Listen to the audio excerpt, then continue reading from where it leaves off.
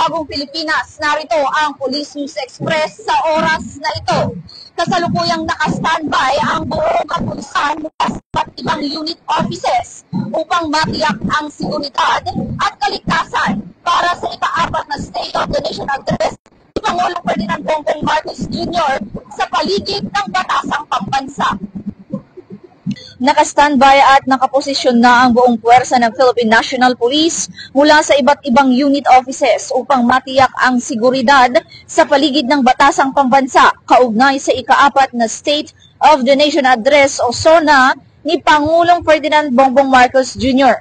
Tinatayang nasa 23,000 na miyembro ng kapulisan ang idineploy sa paligid ng Batasan Complex at mga kalapit na lugar bilang bahagi ng mas pinaigting na seguridad. Kabilang sa mga ito ang mga personnel mula sa iba't ibang espesyal na unit, crowd dispersal teams, traffic management, K9 units at bomb disposal squads. Sabay nito, nagsagawa rin ng kilos protesta ang iba't ibang grupo ng mga rallyista sa kahabaan ng Commonwealth Avenue at Philcoa. Mahigpit na binabantayan ng kapulisan ang mga naturang aktibidad upang matiyak na magiging mapayapa ang mga ito at walang magiging banta sa seguridad ng publiko.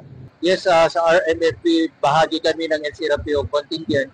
Kami ay nag-assign ng 800 police personnel from RMFP and NCRPO na tumulong sa pagpapalaganap ng kaayusan at kapayapaan during the fourth SONA of His Excellency Bongbong Marcos.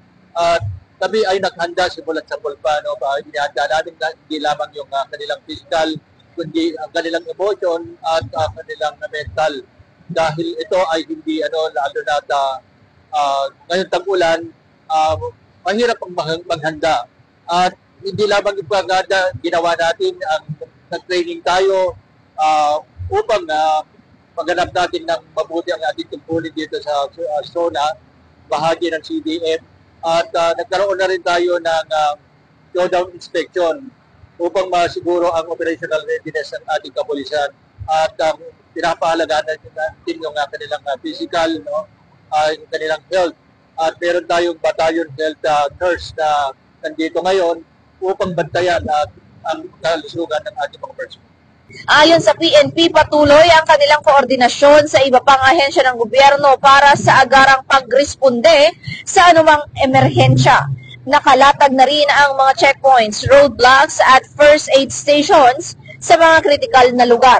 Tiniyak naman ni Police General Nicolas Torre III, ang Chief of the Philippine National Police, na mananatiling alerto ang buong puwersa ng kapulisan upang mapanatili ang kaayusan at seguridad sa buong panahon ng SONA. Mula rito sa kahabaan ng Commonwealth Avenue, ako si Patrol Human Femar Octaviano nagbabalita para sa Police News Express.